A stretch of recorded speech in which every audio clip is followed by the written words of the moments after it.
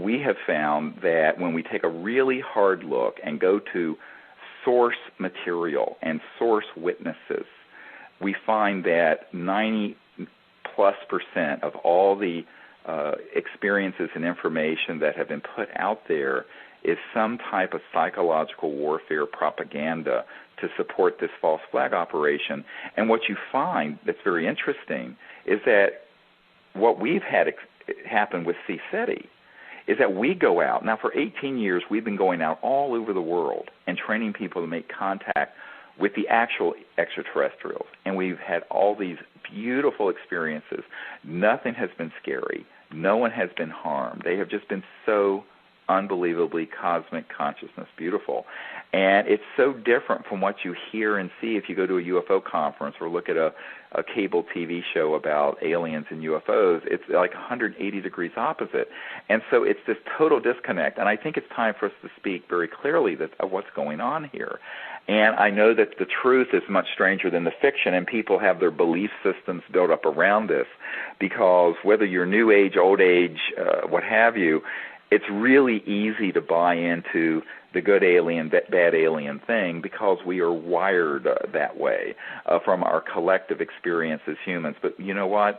That's the big challenge of the moment, is for us to transcend, as it were, the monkey mind and transcend these fears and go into a higher state of consciousness where we can discern not only the deception, this cosmic deception that is being washed like a tidal wave all over the world, but also look and find within ourselves this state of one consciousness, the unbounded universal mind within us that is shining within all of these civilizations, and discern the truth for ourselves. And when we do, what we're going to find is that any civilization capable of interstellar travel, there's nothing on Earth they need. They don't need to be here to get our sperm and eggs. They don't need to be here to get gold mined, like Zecharia Sitchin suggested in the book, his book, I forget the name of it. There's been so many. Help me here, Linda. Anyway. I don't know. There's been too many of his books. So, you know, there are all these mythologies that are very xenophobic and buy into a certain mindset that are things that we have to learn to transcend and discern the truth, and then with courage learn how to make contact ourselves. Because, you know, here's the basic, you know, you can sit around and sort of, excuse me for saying this, mentally masturbate all day about this stuff, reading other people's accounts. What I tell people, set all that aside. You can learn how to make contact with these visitors yourself. And when you do, if you have this discernment where you can discern the difference between an ARV and a PLF and a real ET craft and an ET being, and you're in this state of consciousness, it'll be so clear what the difference is. There's like night and day. There's no comparison.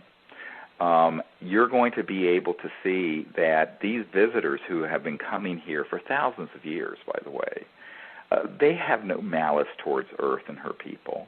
However, they're very concerned about the hostility humans have, and that as Neil Armstrong, who landed on the moon, you know, my uncle designed the lunar module that took Neil Armstrong to the moon, and my uncle was the senior project engineer for that at Grumman.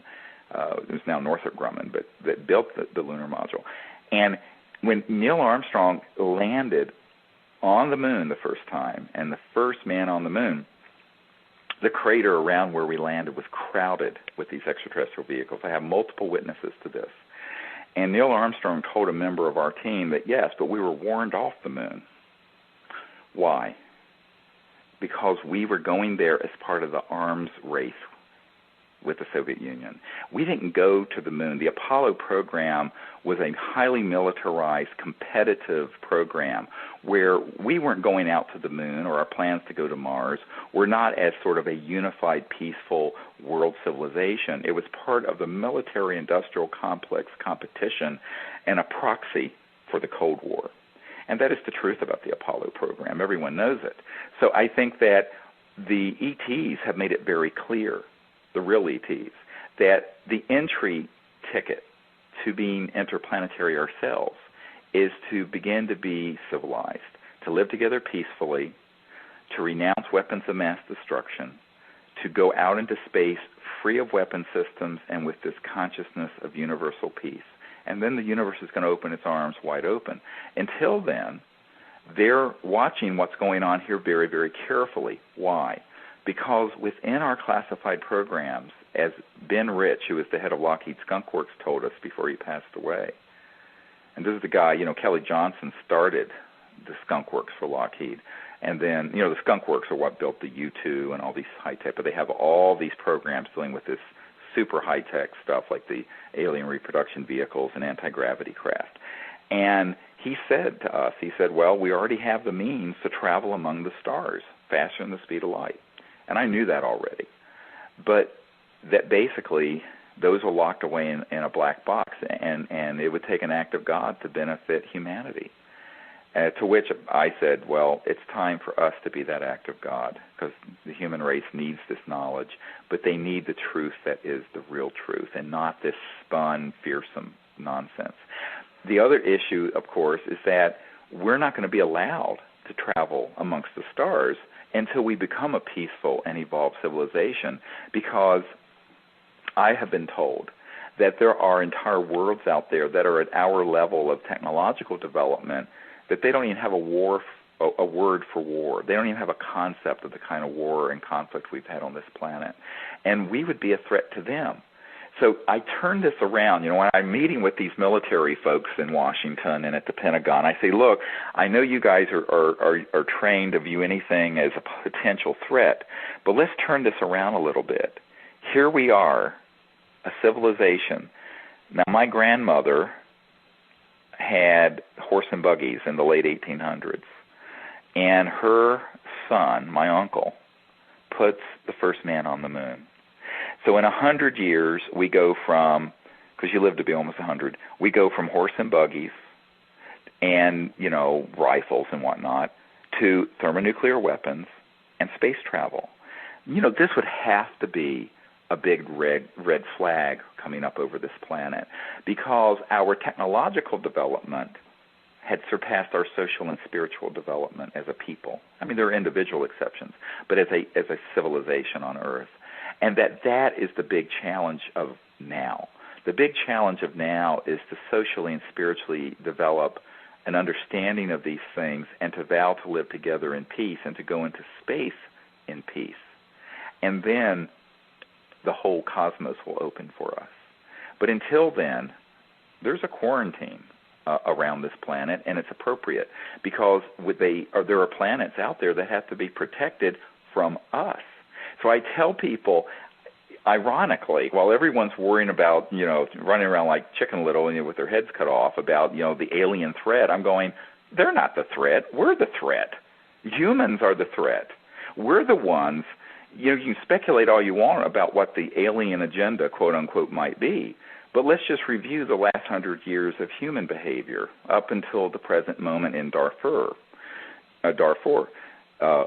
Genocide, massive warfare, tens of millions of people killed in World War I and II, and never mind the other wars, thousands of hydrogen bombs and thermonuclear weapons that go through space, ICBMs, and then could land all over the world, turning the world into an uninhabitable cinder.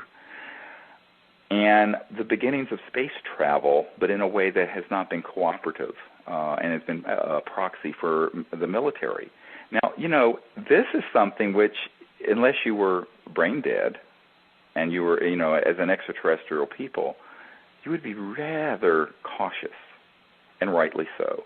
So I think we need to, as the old saying goes, take a hard look in the mirror before we start worrying about these other civilizations. I don't think there's a scintilla of evidence that they're hostile. And one thing I want to mention is that if you have the technological ability to travel through interstellar space, do you really think that there's anything on Earth that they would need to acquire?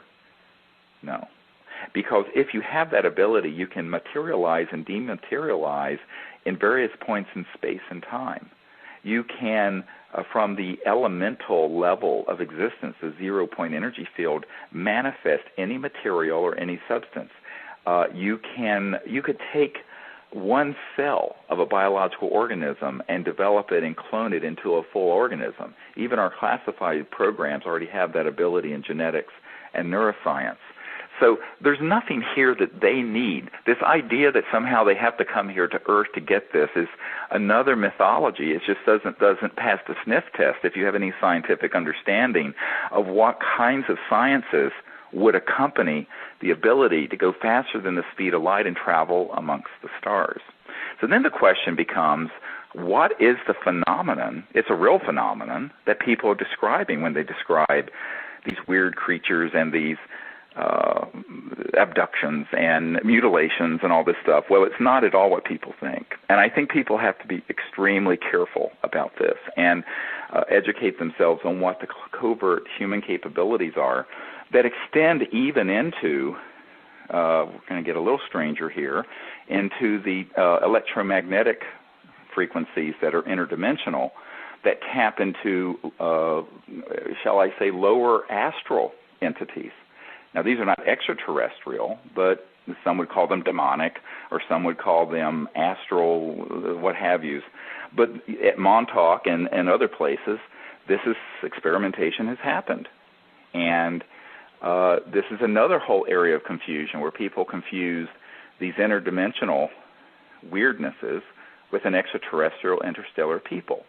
And so what happens is that people throw all this junk together, all these different phenomena, plural, and call it the same thing. And the result is a lot of confusion. But that obfuscation and confusion and chaos in the paradigm has been injected deliberately by people who benefit from chaos and fear. And I think this is why people have to free themselves from that, take a step back, look at the materials we have put out there. You know, I've spent 18 years assembling the most astonishing government documents, insider witness testimony, all the experiences that we have had, and we put it out there at disclosureproject.org. And people need to become educated on that so they don't get fooled again, like the old song, we won't be fooled again. You know, we keep getting fooled. I mean, we were tricked into the weapons of mass destruction thing in Iraq. My concern is that people are so gullible and can so easily be frightened that we'll be tricked again into this interplanetary alien threat scenario, which is a complete hoax, an utter and complete hoax. And who benefits from that? The people who want to consolidate their own central power around a military global junta, or sort of ruling militaristic financial class that has everyone running around scared like we were after 9/11, and who can amass more and more centralized power. So I think people need to wake up to this, and it's time for childhood's end, and it's time for us to realize what the truth is. Well, I can sure say that having spent approximately 45 weeks in the field with you at CSETI trainings alone, not counting other things that we've done, I've never seen anything that wasn't just amazing and absolutely delightful and spiritual. And you know, we've been talking about the evil ET or alien paradigm here, but what we've seen in the field are just the elevated levels of good ET behavior. I mean, up to the extent of God consciousness beings that we've had a lot of contact with lately. It's just amazing. And the interview that we did that's archived on December 26th about the Orion transmissions really goes into that a lot if people haven't heard that. Exactly, and I think that's why people have to understand is that the actual interstellar civilizations that are here go from advanced and unified and peaceful all the way up to the level of supernal God consciousness civilizations that are they're material and they're from physical worlds and they have spacecraft, but their technologies and their consciousness are operating from that finest celestial level of evolution that's astonishing. And that's the level that we are often interfacing with, and a support role around us will be with other ET civilizations that are on the evolutionary path to there. And by the way, there is a centralized global universal order to this. It isn't as if these civilizations are allowed to run around the cosmos like the Wild West. I mean, even humans have the United Nations, never mind it's very dysfunctional.